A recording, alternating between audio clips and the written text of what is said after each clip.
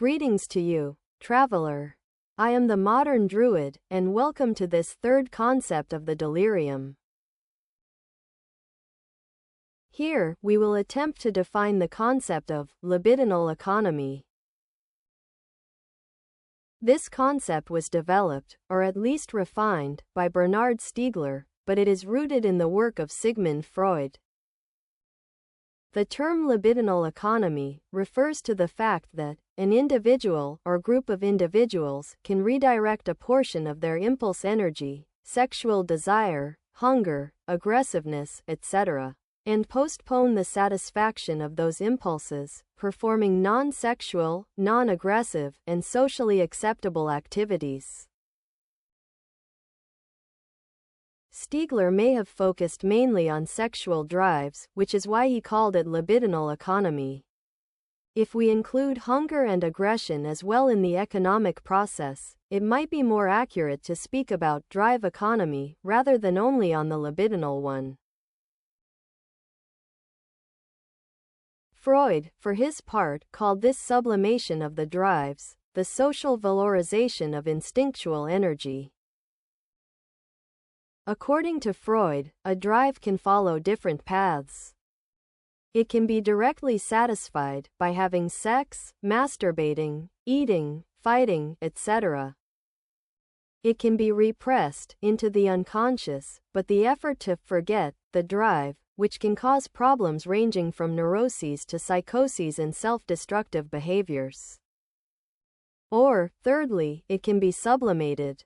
Then the individual uses the energy of the drive to act, either for themselves or for the community, working, organizing elements, developing knowledge, or producing works.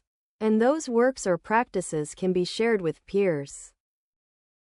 In other words, according to this Freudian theory, the drive is our basic biological energy, and libidinal or drive economy is the process by which that energy is transformed into techno-sociological habits.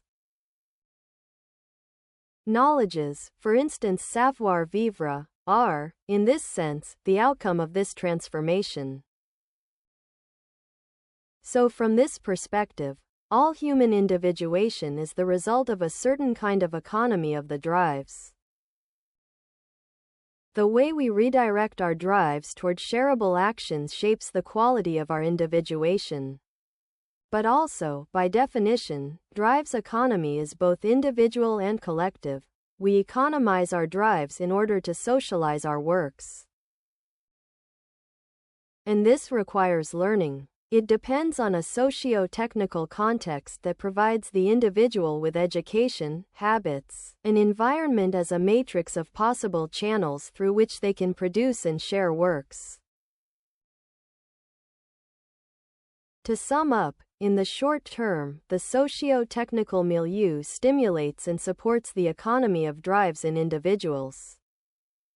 But in the medium and long term, it is the drives economy of the individuus that nourishing back societies, giving examples for others, and makes societies stable, or at least metastable. Only social systems that allow for a functional drives economy are sustainable. Examples from history include the great empires of pre-Columbian America, ancient China, India, Rome, Greece, and the major monotheistic religions, all of which developed robust and enduring libidinal economies. Conversely, there have also been periods or regimes characterized by drives diseconomy, or disindividuating release of the drives. Stiegler cited at least two examples. Nazi Germany, which he described as a drive-based regime. He opposed those who claim the Nazi regime was democratically desired by the people, arguing instead that Hitler led the German people into unleashing their death drives. Consumer capitalism of the late 20th century can also be characterized by libidinal diseconomy. Indeed, marketing, aided by centralized cultural industries, radio, television, unleashed sexual and emotional impulses to generate waves of compulsive consumption. It created the figure of the consumer at the expense of the citizen. Capitalist enterprises have invested trillions in this process, exploiting the libido and desire of citizens, unleashing human drives and redirecting it toward consumer goods. Marketing used television to transform how people live, reshape their know-how and know to live, and redirect their desires toward buying things. But by channeling love or desire, which are normally directed toward sacred or meaningful objects, into mediocre consumer products, marketing not only captured market share, it also generated massive disappointment and led to what Stiegler called mass disindividuation, which characterizes the late 20th century. According to Stiegler, marketing ruined desire, producing a widespread malaise and social breakdown. This was well documented by the work of the Association Ars Industrialis. In both cases, Nazi Germany and consumer society, the resulting social formations were unstable.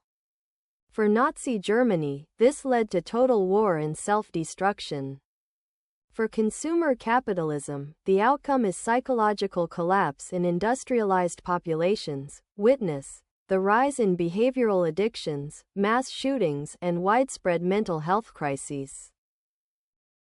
For Stiegler, consumer society not only depletes Earth's natural resources, it also destroys psychic resources, mental capacities, and our potential for social life.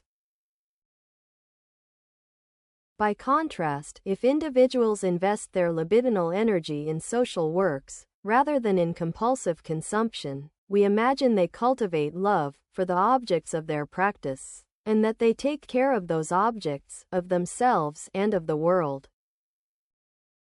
Drive economy would be the root of self-love and love for others.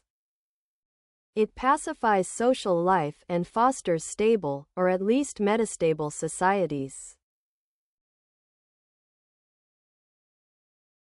We are still living in a consumer capitalist system, but things may be starting to change with the numeric society. And that would be a good thing, because, according to this theory, we need a new drives economy. A new drive system that is in line with social cohesion, biotechno-sociological individuation, the ecological imperative to regenerate biodiversity on the planet,